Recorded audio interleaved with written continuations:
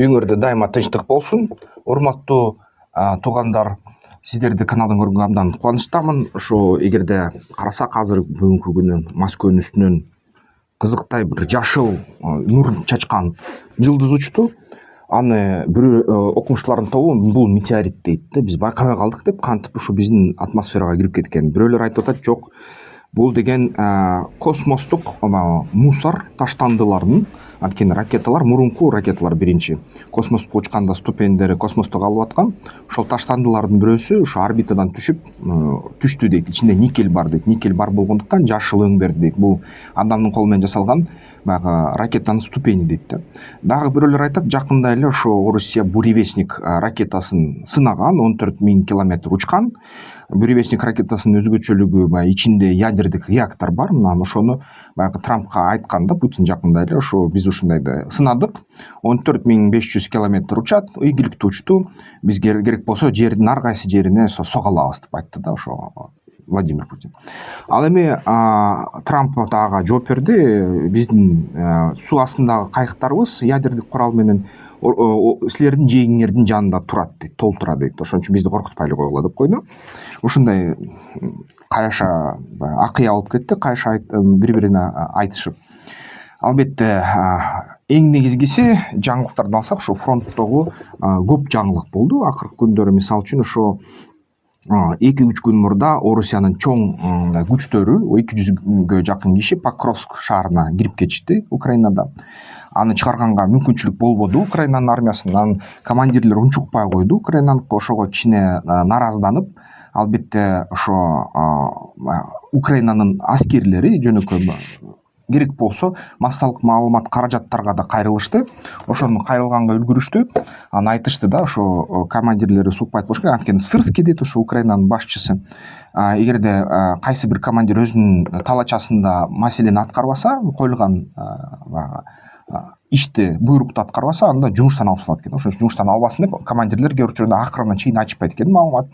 Бул Украинанын армиясынын кризисин көрсөтүп атат. Албетте эмнегедир мен да түшүнбөй атам да, ошону Украинанын армиясы бүгүнкү күнү ошо президенти, эли жалпы мобилизацияны жарыялагандан коркуп жатышат да. Жалпы мобилизацияны жарыялагысы келбей жатат. Украинанын массалык маалымат каражаттары ТЦК дегенди көрсөтүп атышат. Аяктан көчөдөн жаш балдарды кармап, сүйрөп барганы ушул бусиктерге, автобустарга тыгып алып турган баягы армияга жиберген. Ошол кездеги баягы балдар жүрөгү түшүп, алага баягы удостоверение корочкасын көрсөткөндө заматта эле качып жүргөнүн ошо пресса тартып алып көрсөтүп жатышат. Бул деген чоң баягы духту түшүргөн видеолор.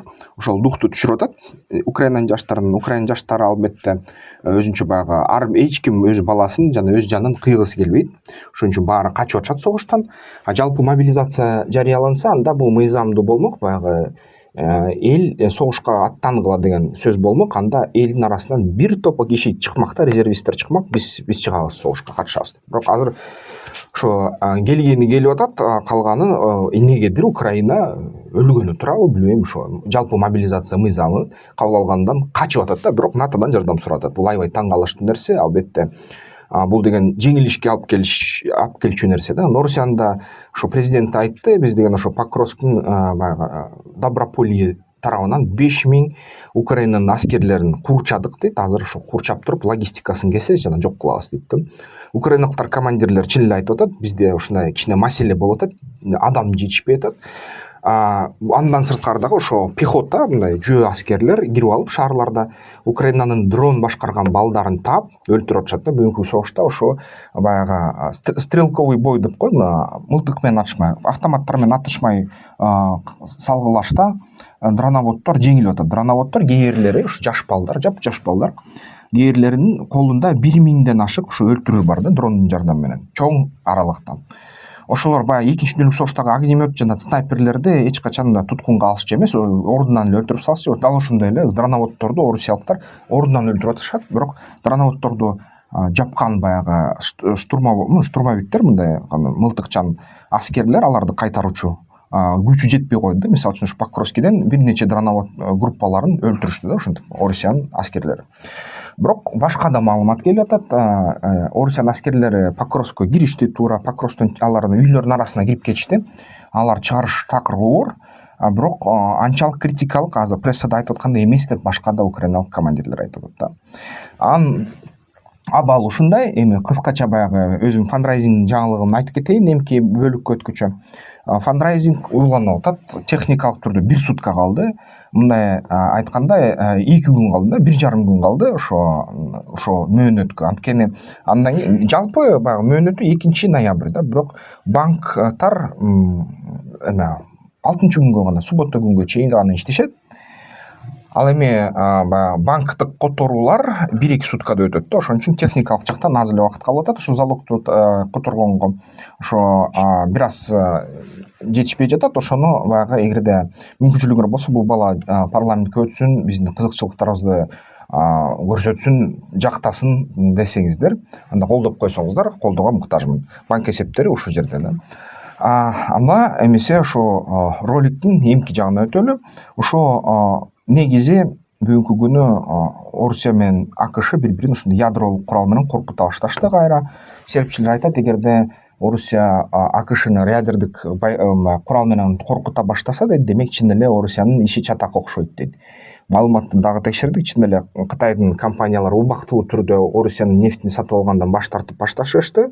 Ошону менен бирге индиялык компаниялар да санкцияларды колдойбуз деп Орусиянын нефтин сатып алууну токтотушканына 1 ай болуп калыптыр гери контракттар боюнча. Ошо чын эле баягы бүт ошо Орусиянын экономикасына катуу сокку болот. Анын сыртынан дагы ошо ядролук куралды негизи кармоо канча турат деген суроону, ошо суроого жооп издесем, эң кызыктуусу бүгүнкү күнү ошо эл аралык мисалы үчүн ICAN деген уюм бар. 2022-жылы ал деген ошо Орусия $9,6 миллиард коротчу дейт. Ошо ядролук куралды кармоого, тейлөөгө жана ушундай аскердик абалда, күжүрмөн абалда жаракта ошо сактоого да, аны тейлөө деле аябай кымбат нерсе. Бирок Орусияныкы арзаныраак түшүп атат дүйнөлүк баалардан. Ошол $9 миллиард дейт. Орусиянын өзүнүн маалыматы боюнча, мисалы үчүн жана бюджеттери боюнча кээ бир мисалы үчүн уюмдар 24-жылы, мисалы үчүн CIPRI деген уюм бар, эл аралык. Ал деген ошо ядролук куралдын аларды күжүрмөн абалда кармоого Орусияныкы 10-12% өстү дейт. Жана жалпы баасы 12-ден 18 миллиард долларга чейин жылына кетип атат дейт азыркы күнү. Бул деген 25-жылда ушундай 18 миллиард долларга чейин чыкты дейт. Анын ошо буревестник, Ярс деген ракеталарды ишке киргизүү менен. Бул деген албетте эң чоң чыгымдар. Бул деген ракеталык күйүүчү май да. Ракетанын күйүүчү май аябай ал сакталган темирди жеп коет. Анткени ичинде аябай кычкылтек көп. Аны мисалы үчүн эгерде аялдарга тийип кетсе колуна, мисалы үчүн аялдар төрөгөндө баягы аябай начар абалдагы балдар төрөшөт да, мындай кебетеси бузулган. Ошондуктан гексан деп аталат. Ушул заттар аябай уулуу заттар, начар да.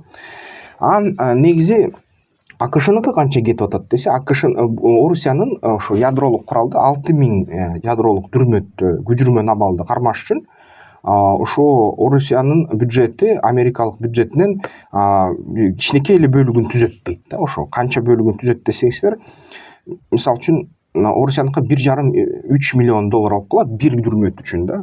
Мисалы үчүн бул Орусиядан 4-7 миллион долларга азыраак болуп калат, арзаныраак болуп калат. Эгерде мындай, анткени Советтер Союзунан калган куралдар сакталып келатат да, көп учурунда жаңы курал жасалбай атат. Жаңы курал жасаса, анда 50 миллиард долларга чейин өсмөк чыгымдар, бирок жаңы куралдар эмес, эски куралдар. Орусияда болсо ушу 3800 ядролук дүрмөттү тейлеш үчүн ошол эле ICAN-дын маалыматы боюнча 50-60 миллиард доллар кетип турат экен азыр жыл сайын жаңы материалдар менен. Анан кээ бир, мисалы үчүн маалыматтар боюнча 82 миллиард долларга чейин кетип турат дейт да. Ошол үчүн мисалы үчүн ядердик державалардын бүт баарын санап келгенде баарынын ушул чыгымдары. Эгерде мисалы үчүн азыркы жаңы ошо куралдарды жасагыла деп Путин буйртма бергенден кийин ошо Синева, Булава, Ярс жана ошо буревестниктин ракеталарына кеткен чыгымдарды эсептесе ал дагы кошумча 8 миллиард доллардай кетип жатат дейт да. Анан ал эффективдүүлүгү кандай дейт ал куралдын? 14,500 километр учса ядердик курал, ядердик кыймылдаткыч мындай аябай жай ракетанын ылдамдыгын берет. Ошондо аны мындай таап туруп жоготуш мүмкүнчүлүгү бар да дайыма. Бүт ошо анткени бүт ядердик жана космостук державалар өзлөрүнүн орбитасында өз спутниктерин кармап турушат да. Ошо космостук держава 5-өө, анан 4-өө ошо Орусияга карма каршы келет да. Анан албетте Кытайды эсепке алганда, Кытай азыр баягы акырындап ошо батыштын куйругун басып турат да. Мындай нерсе болуп атат. Батыш өлкөлөрдө анткени көбүнчө спутниктер системалары батыш өлкөлөрдө да. Бүгүн ошо биздин үстүбүздө бир канча 18-19 миң спутник ушундай учуп турат да. Ар кандай көлөмдөгү, ар кандай чоңдуктагы. Ошондой туугандар, ошон үчүн азырынча баягы биздин мамлекетибизге кандай нерсе болуп жатат? Азыр билесиздер, Дональд Трамп ошо Борбор Азиянын президенттерин жолугушууга чакырып жатат да. Келгиле деп расмий түрдө чакырып таштады. Ошо кезде анда баягы билесиздер, бизде Орусия менен байланышыбыз аябай тыкыз бекем да. Биз Орусия менен иштеп жүрөбүз. Биз мурунку Советтер Союзубуз, андан мурунку заманда алсак, биз ушу мурунку улук улуспуз да. Ошол Орусияда, ошол улук улуста алыскы мындай тархандык болуп турган да. Ошол алыскы тархандык болуп турганда азыр башында Орусия, мурун башында Каракорум болчу да. Ошо негизи Борбор Азия болчу. Азыр болсо ушундай абал. Кантсе да ошо аябай татаал болот биздин мамлекетибизге. Саясий тараптан анткени Орусия алсыраса да жаман. Анткени эч кандай мындай жомок ойлобош керек. Ар кайсы мындай чоң держава Кыргызстанды тең албайт биринчиден, тең сүйлөбөйт биринчиден, экинчиден мүмкүнчүлүгү болсо жеп коет да. Ошо өкмөтүбүздүн бийликти алмаштыра берет, ар кандай нерселер жасай берет да. Бирок ошону байкаш керек. Эгерде ошо 2-3 держава бири-бири менен карама каршы турса жана ден соолугу соо болсо 3 державаныкы тең, анда анча-мынча бизде суверендик пайда болот да. Анткени биз ошо көп вектордуулук жана державалардын ортосуна кызыкчылык, өз кызыкчылыктарыбызды жасай беребиз, улуттук, мамлекеттик кызыкчылыктарыбызды жасай беребиз. Бирок ошо бир тарап катуу алсыраса, анда бизге тобокелдиктер өсөт да. Эгерде мисалы үчүн ошо биздин мамлекет дайыма тең салмакта туруш керек да. Эгерде кайсы бир державанын таасири биздин мамлекетибизде өтө күчөп кетсе, ошондо ошол держава биздин мамлекетти каалаганды кылган аракет кылат да баары бир. Анткени империялар, державалар бул жырткычтык мамлекеттер да. Эч качан унутпаш керек. Расмий түрдө аябай көп жакшы нерселер айтылат. Адам укугу, бул эл аралык укук деп. Расмий эмес түрдө басым катуу эле болот да. Ошон үчүн ошол тең салмактуулукту сактоо биздин мамлекет үчүн эң чоң мааниге ээ болот да. Ошол туугандар, ушу менен роликти бүтүрөйүн. Сиздер эмне деп ойлойсуздар? Кандай мисалы үчүн пикирдесиздер? Комментарий жазыңыздар. Саясий фандрайзингке 1 сутка калды. 1 сутка 1,5 күн калды. Ошо 1,5 күнүн ичинде чечим кабыл алынат. Анан албетте баягы иш аракеттер жасалат тиешелүү. Кандидаттыкка аттанууну жолго алыш керек болуп калат да. Ошону колдойм десеңиздер, аттан десеңиздер, колдооңуңуздарды күтөм. Сиздердин колдогонуңуздар үчүн чоң ыраазычылык билдирем. Рахмат сиздерге. Эмесе эмки видеолордон көрүшкөнчө.